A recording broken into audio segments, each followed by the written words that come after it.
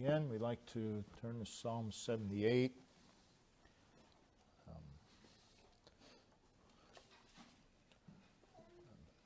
Historical psalm, as we've already said, reminding us of how fickle and unstable we are and how we so need God in our lives.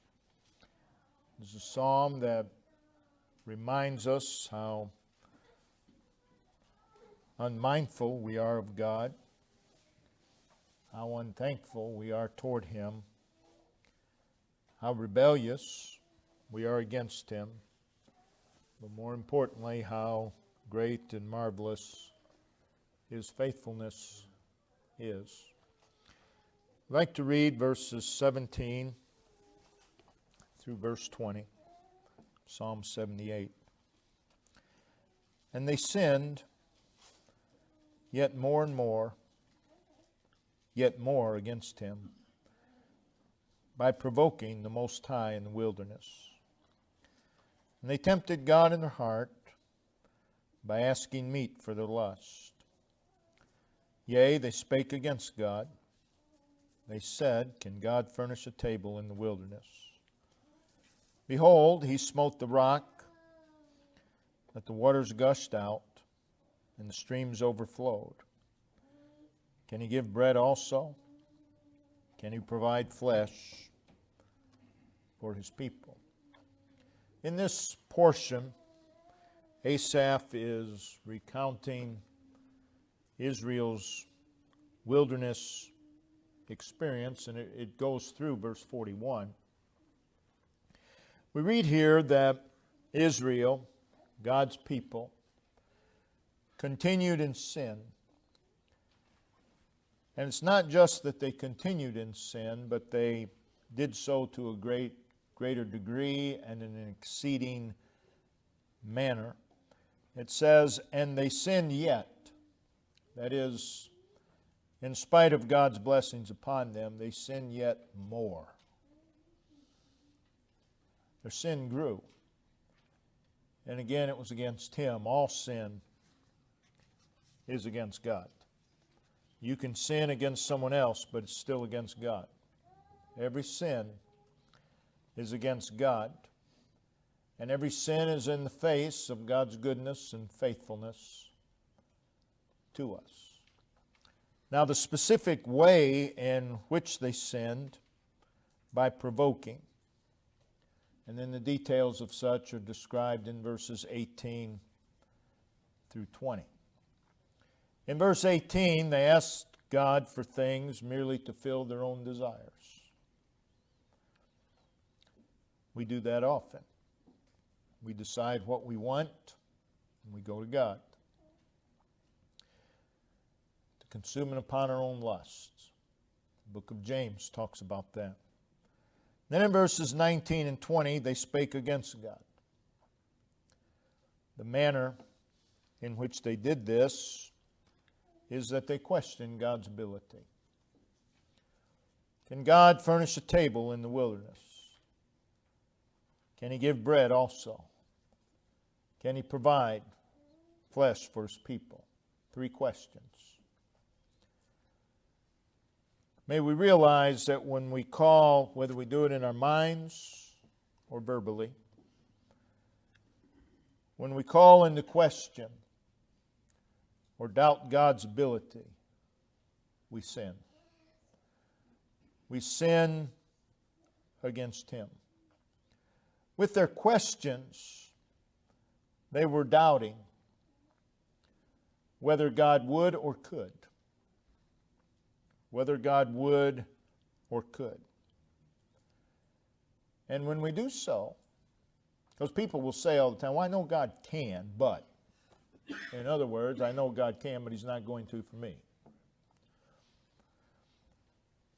When we question whether He could or would, we sin against Him. We read in verse 17 a phrase, the Most High in the wilderness. And then 3 times with an attitude of doubt and unbelief, can God? Can He? Can He? So we have this fact, the Most High in the wilderness. And then we have questions concerning the ability of the Most High,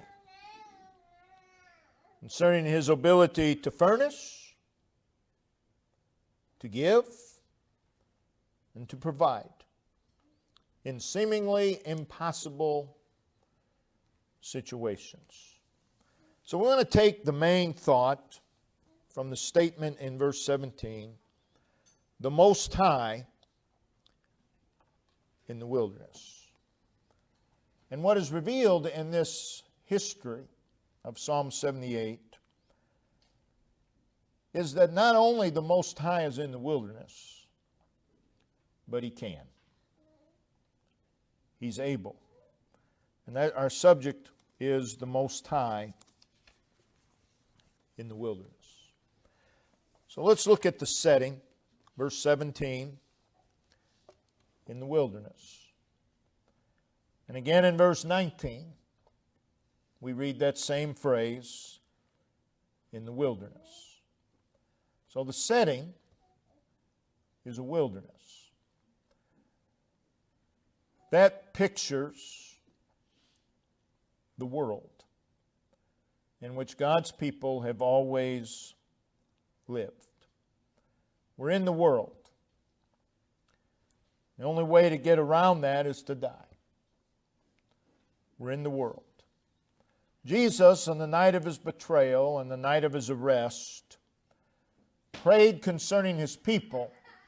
In John 17, verse 11, He said, "And now am I, or now I am, no more in the world, but these, talking about the 11, are in the world." So what Jesus is saying is, I'm about to enter my rest.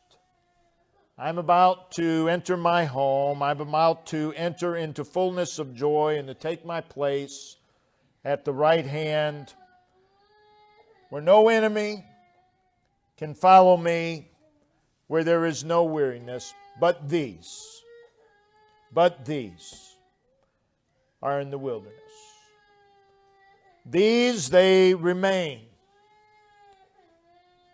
in the world. They remain in a world that is ungodly. They remain in a world that is unkind. They remain in a world that is a place of trial where every godly principle will be tested in time. It's a world where we are surrounded on every side with foes. It is a place of temptation where every means will be taken by the enemy of our souls to draw us aside. It is a world that is deceiving in nature, which offers much, but gives very, very, very little. But these are in the world. It's an unfruitful world. It's an unsatisfying world. And it's an unsafe place. We read in Hebrews 11:13 and also 1 Peter 2:11 that we're in the world as strangers and pilgrims. Strangers are foreigners. Foreigners are different. They don't fit in as well as citizens. And they don't feel it as home as the citizens do. They're foreigners. I'm afraid God's people have forgotten that we're foreigners in this world. They're also pilgrims. Pilgrims are travelers just passing through. That's what we are. We're foreigners. We're pilgrims just passing through. And twice here in verse 17 and 19 of our text, we read, in the wilderness. That's the setting. But in that setting is the Most High in the wilderness. Now that changes everything. That changes everything. It gives us a different perception of the setting. It gives us a different perception of the wilderness. The Most High is in the wilderness. We want to go over to Psalm 107. We'll read verses 4 through 7. And in these verses, the wilderness is described. We read here that they wandered in the wilderness in a solitary way. You could circle that word, underline it, whatever, solitary way. They found no city. So you have a solitary way, no city to dwell in. 3 important words in verse 5. Hungry and thirsty. So it's a place of hunger, it's a place of thirst. Their soul fainted in them. Then they cried unto the Lord in their trouble. There's another word. And He delivered them. There's another, delivered. Out of their distresses. Another important word. And led them forth by the right way, that they might go to a city of habitation. So there are several things in this psalm in Psalm 107 that marks the character or the nature of the wilderness, which is a picture of the world. Verse 4, Psalm 107, they wandered in the wilderness. So it is a place where one can very easily lose their way. Life can very easily become a circle. Round and round and round. But the Most High is in the wilderness. And He can. The second thing is, here in verse 4, it is a solitary way. The word solitary suggests several things. It suggests lonely. The world for a child of God can be very lonely. It suggests that which is remote, destitute, and gloomy. And in Isaiah 27:10, the wilderness is described as desolate and forsaken. So this world can be a very lonely place for the child of God. But in the wilderness is the Most High, and He can. We see also here in Psalm 107 that it is a place of restlessness or an unsettled place. Verse 4, they found no city to dwell in. There was no place of rest. The world provides no spiritual rest. If you're looking for spiritual rest in the world, you're never going to find it. You can find physical rest, but you're not going to find spiritual rest in the world. But rather, the world is filled with pitfalls that can leave us maimed and with many, many injuries and wounds. But again, the Most High is in the wilderness, and He can. We also see in verse 5, hungry and thirsty, their soul fainted in them. The world is a spiritually barren place. We read in Deuteronomy 32:10 of the waste howling wilderness. The world is a spiritual wasteland. Always has been ever since the fall. And the psalmist said in Psalm 63 verse 1, describing the world, he said, it's a dry and thirsty land where no water is. In Jeremiah 9, verse 12, we read the phrase, burned up like a wilderness. In Jeremiah 12, verse 10, we read the phrase, a desolate wilderness. In Jeremiah 17:6, the parched places in the wilderness. So the wilderness, this world, is a barren place. It is a place of desolation. And for the child of God whose mind has been enlightened and whose taste has been altered, this world is a place that is very unsatisfying. But what changes everything is the Most High in the wilderness. And He can. We see also in verse 6 of Psalm 107 that it's a place of trouble and distress. We see those two words in verse 6. Trouble and distress. In other words, it is a place of difficulty, a place of hardship. It is a place of great strain. It is a place of great stress. It is a place of annoyance. It is a place of disturbance. And this world, like a wilderness, can be a place of misery. It can be a place of suffering. It can be a place of anguish. It's a place of grief. It's a place of heartache. It's a place of sorrow. It's a place of pain. It's a place of affliction. But in the wilderness is the Most High. And He can. So let's look now at God in this wilderness. That's what Psalm 78 is all about.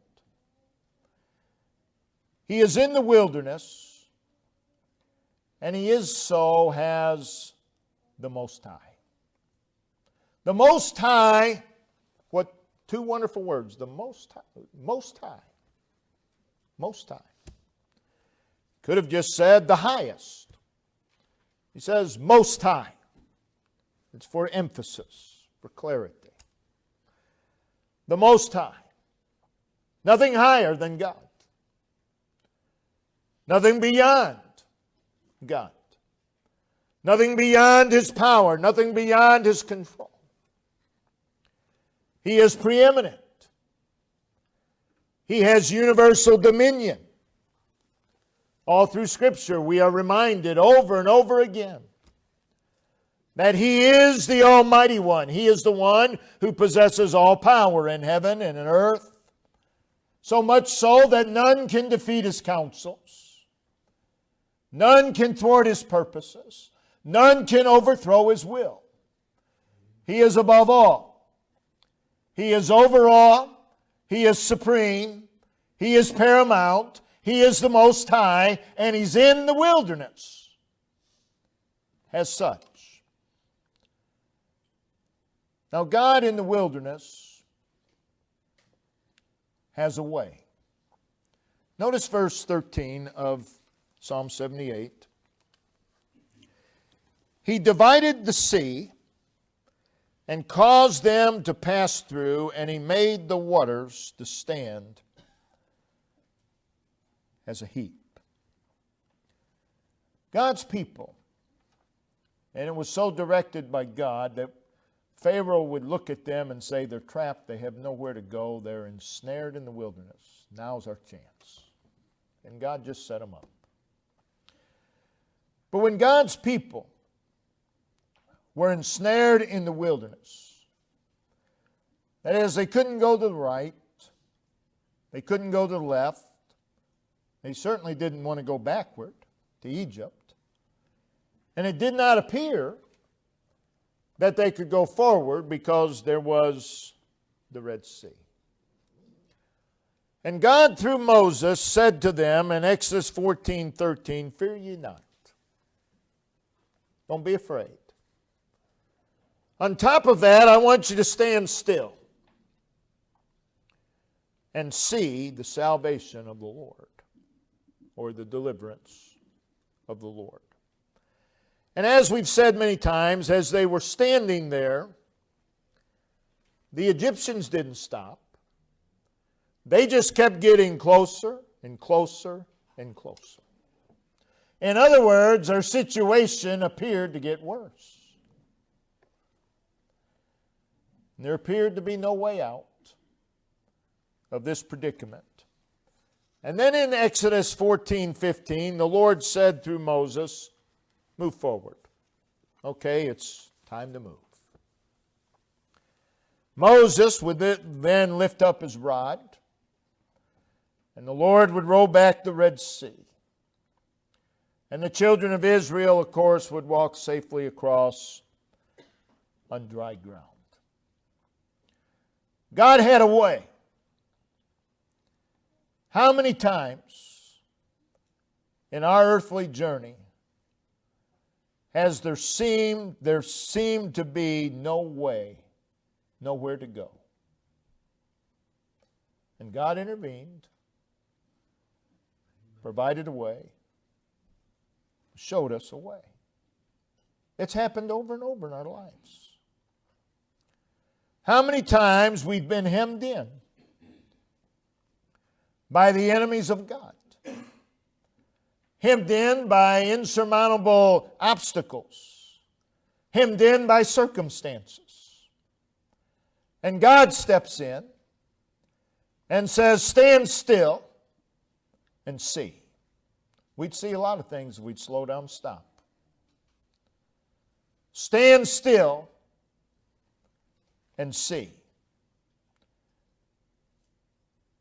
And what they saw was a God-provided way. A God-provided way. And how many times God, just like He did them, gave us the strength to walk through that way? You know, just because God shows you there's a way doesn't mean it's an easy way. Or a way that makes any sense. But over and over, God has provided a way, and He has showed us the way. Be sure of this. God still can remove obstacles. And it's a sin when we think in our minds that any obstacle is bigger than God. God still can remove obstacles. And God can keep the obstacles there and give you the ability to go over them, through them, around them, whatever. God's in the wilderness. And He can. So when you're hemmed in by the enemies of your soul, look for that God-provided way. Because God didn't lead you there just so you could die. There's a way. You may not know the way. Many times we don't. Most times we don't. But God does. You may not know how. And you don't need to know how. And the reason you and I don't need to know how is because He does. We may not be able. But God is. And God, the Most High, is in the wilderness. Now notice verse 14. In the daytime also, that is in addition to. It's wonderful. God always has also. He does for us, does for us, does for us, and then also. In the daytime also, He led them with a cloud, and all the night with a light of fire. The Most High is in the wilderness, and He's there to provide His presence, His guidance, and His protection. The record of what we read here, if you keep a mark and go back to the book of Exodus, chapter 13, verses 20 through 22. And they took their journey from Succoth and encamped in Etham in the edge of the wilderness.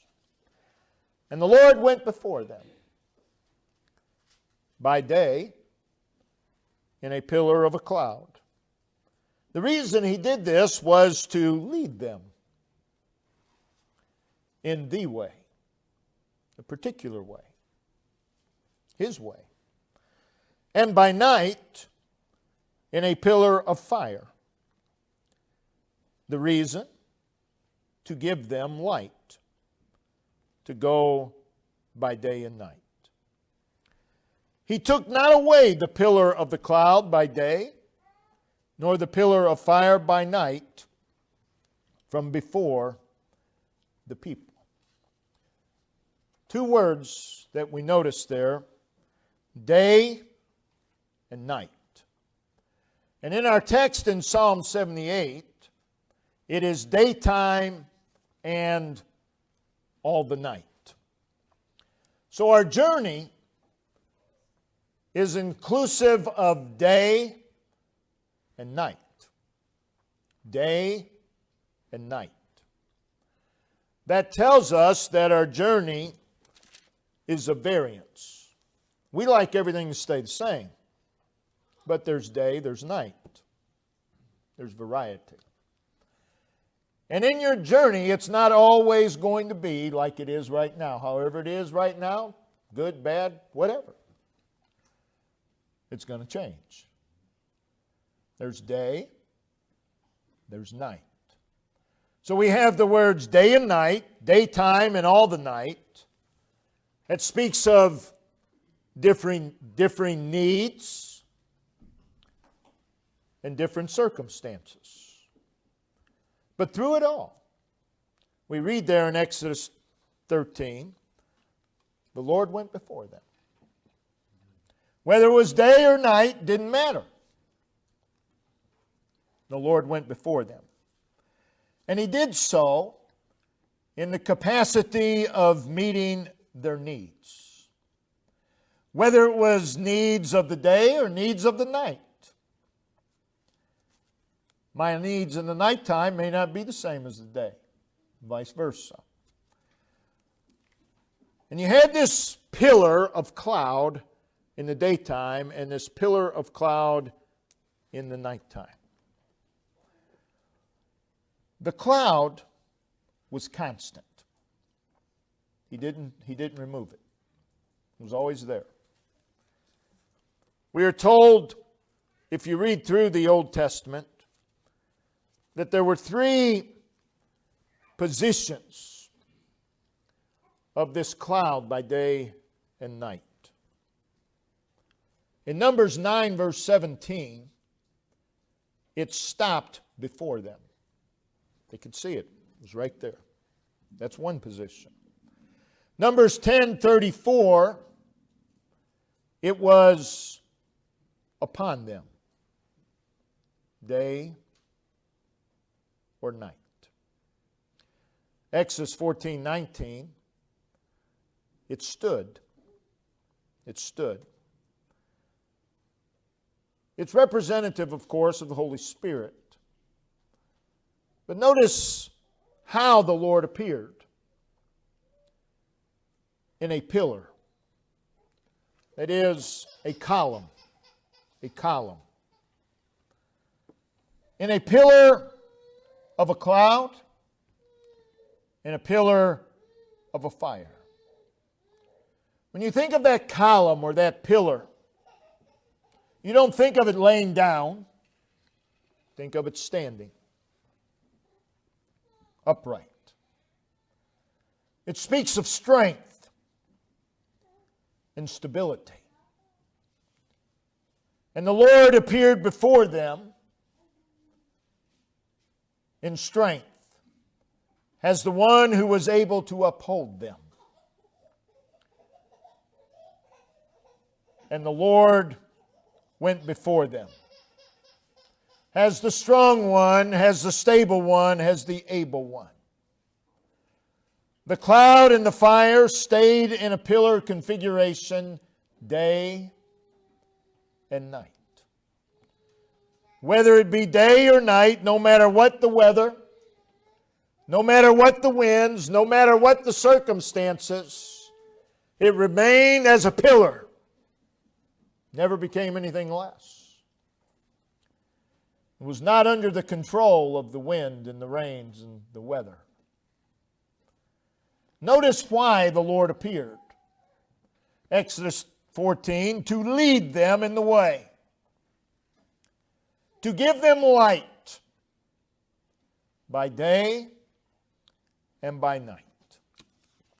Now notice over in the book of Deuteronomy, or I'm sorry, the book of Nehemiah. Book of Nehemiah, chapter 9, verse 12. Moreover, thou leddest them in the day by a cloudy pillar, and in the night by a pillar of fire, to give them light in the way wherein they should go. Verse 19. Yet thou in thy manifold mercies forsookest them not in the wilderness. The pillar of the cloud departed not from them by day to lead them in the way, neither the pillar of fire by night to show them light and the way wherein they should go. Now I don't believe you have two different pillars here, one of cloud, one of fire. Same pillar, it just appears one way in the daytime, another way in the nighttime. He's always there to lead in a specific direction. How many times? And how many times we have? How many times we would have lost our way were it not for His guidance? How many times we have heard the voice of God speaking to us, this is the way, walk ye in it. The Most High is in the wilderness, and He can. We see in verses 15 and 16 of our text, Psalm 78, He clave the rocks in the wilderness. He gave them drink as out of great depths. He brought streams also out of the rock and caused waters to run down like rivers. In verse 23, He had commanded the clouds from above and opened the doors of heaven, rained down manna upon them to eat, and had given them of the corn of heaven. Man did eat angels' food, and He sent them meat to the full. He caused an east wind to blow in the heaven, and by His power He brought in the south wind. He rained flesh also upon them as dust, and feathered fowl like as the sand of the sea. And He let it fall in the midst of their camp, round about their habitation. So they did eat and were well filled, for He gave them their own desire. God in the wilderness sustained His people. He does so by helping us, by comforting us, by giving us strength, by enabling us, by nourishing us, by maintaining His people. And He does so in marvelous and wonderful and very unlikely ways. Notice that the supply of their needs was plenteous in quantity. Verse 15, notice the last words, has out of the great depths. Has out of the great depths. It speaks of plenty. Verse 16, again the last part of the verse, to run down like rivers. That's plentiful supply. Verse 23 through 29, we see the same things. We see in verse 25, man did eat, and then notice the last three words, to the full. Verse 27, He rained flesh also upon them, then notice, like as the sand of the sea. Again, that speaks of abundance. In verse 28, He let it fall in the midst of their camps, and then notice the abundance round about their habitations. Verse 29, so that they did eat And then notice, and were well filled. Everything He did for them was in abundance. It's no different with you and I. Day and night for 40 years. God can and God does provide an abundance in the wilderness. The times are too numerous to tell how God has miraculously and marvelously and wonderfully provided for us over and over and over again. And He's still in the wilderness as the Most High. And He still can. And then in verse 19, yea, they spake against God. They said, can God furnish a table in the wilderness?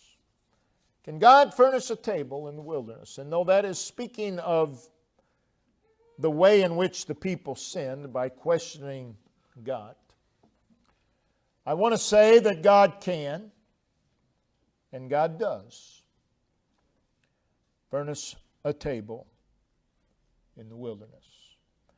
David knew this. Psalm 23:5, thou preparest a table before me in the presence of mine enemies.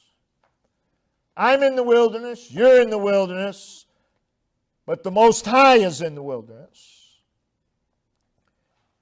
And He prepares a table for us in the wilderness. The table is not the product of the wilderness. The table is not the product of man. Thou preparest a table before me. Can God furnish a table?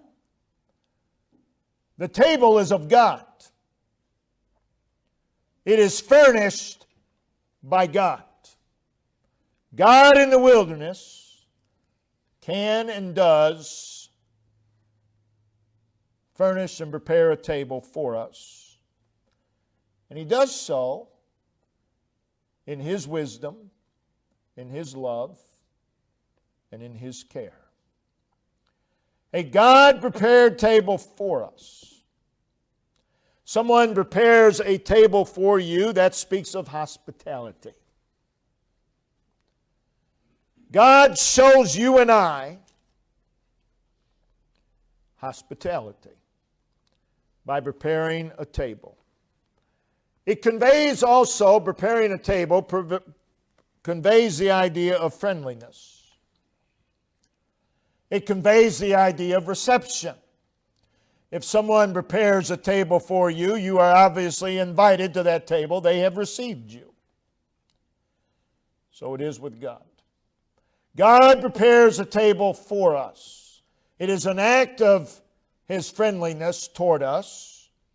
It is also God receiving us, God welcoming us, and it also speaks of God's generosity. Thou preparest a table for us. A God-prepared table speaks of the fact that He is willing to receive you and I. It's what we read in the parable of the Great Supper. Luke 14:17, it says, come, for all things are ready. The Lord says that to us every single day. Come, all things are ready. Everything you need, I have prepared. I have prepared this table. Come. All things are ready. Many times we need to get our eyes or our focus off the wilderness and get our focus on a table that God has prepared for us in the wilderness. So here we are in the wilderness. But the Most High is in the wilderness as well. And He, out of love for us, prepares a table. And on that table is plenty of food. It's not like if you go to someone's house and it becomes apparent. You look at the table, you look at how many people at the table. There's not enough food here. So what do? You grab as quick as you can and eat what you can? No, you start eating sparingly. You take a little bit. God's table's not like that. You don't sit down just to take a little bit. But there's plenty. There's plenty. On that table are precious things from Him. On that table are things that will help us. Things that will encourage us. Things that will suffice us. On that table are things that will strengthen us and rejuvenate us. On that table are things of comfort. Things that will suffice us. Out in the wilderness is poison. Where are you going to eat? Where are you going to eat? Well, sadly, a lot of God's people eat of the wilderness. On that table is that which will instruct us and assure us. That's which will bring us peace. That which will bring us victory. God has prepared it, and it is there to bless us. The God-prepared table speaks of God's continual and abundant supply for you and I. So yes, we are in the wilderness, but in the wilderness is the Most High. And there's always a God-prepared table. Look for it. Look for it. Well, I don't see it anywhere. I've looked everywhere. You haven't looked everywhere because you haven't found it. Because it's there. It's there. And a lot of times, well, all we need to do is stand still for a while. Again, the world can be a solitary place, but the Most High is in the wilderness. And the child of God is never, ever alone. Never. We do not live alone, and no child of God dies alone. You may not be able to be at the bedside of a dying loved one. No one in your family may be able to be there. You say, oh, I feel so bad. They died alone. No, they did not. No, they did not. No child of God dies alone. In this world, we are brought at times in the circumstances where there is no one on this earth that can help us. But the Most High is in the wilderness. And He's higher and He's greater than our circumstances, whatever they might be. He's greater than all our temptations, greater than all our trials, greater than all of our problems. And even when there's none who can comfort, none who can give us what we need, the Most High is in the wilderness, and He can. Don't question God's ability. He can. He can. He's higher, He's greater than all fears. Again, as we've stated before, fear doesn't have to make sense, but it's still real. It's still real. Whether it makes any sense or not, it's still real. But God's greater. The Most High is there, and He can. And again, as we closed in the first message, may we see Him. We're in the wilderness, and the Most High is in the wilderness. Can we see Him? Can we see Him? We don't have any trouble seeing the wilderness. But we need a sight greater than physical sight, It's called faith that looks through the wilderness and sees, there he is, the Most High. He's right there. Everything changes. Everything changes. You need to feel him. The Most High is in the wilderness. How can the Most High be there and us not feel it? You not only see him, you feel. You need to acknowledge him. He's there. He's there. And even if I might not be able to see him, at least know that he is there. At least know that he's there. You can lean upon him. You can trust him. You can draw from him. We are in the wilderness. The wilderness is not going to change. The nature of the wilderness is what it is. The character of the wilderness is what it is. But what changes the perception, our perception of the wilderness, is the Most High in the wilderness. That changes our perception entirely of the wilderness. God's people do not have to live discouraged, defeated lives. The Most High is in the wilderness, and He can. He can. You hear people say this often. Well, I know God can, and I know He has for others, but He's not going to for me. There's a lot of problems with that statement. There'd be another message. There's a lot of problems with that statement. First of all, you're saying, I'm not worthy. No, and neither was anyone else. Neither was anyone else. God is full of compassion. God is full of mercy. Our worthiness has nothing to do with it. And we ought to be grateful. We ought to be thankful for that. The other problem is, woe is me. Yeah, He did for someone else, but things like that just don't happen to me. Poor, pitiful me. Need to get over that. God in the wilderness. And He can. He not only can, but He can for you. He can for you. So God help us to put our faith, to put our trust in the God who can. People say, oh, I can't. I've tried, I can't. That's not the issue, whether you can or can't.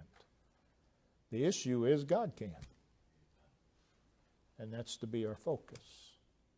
Lord Dave, if you'd come and lead us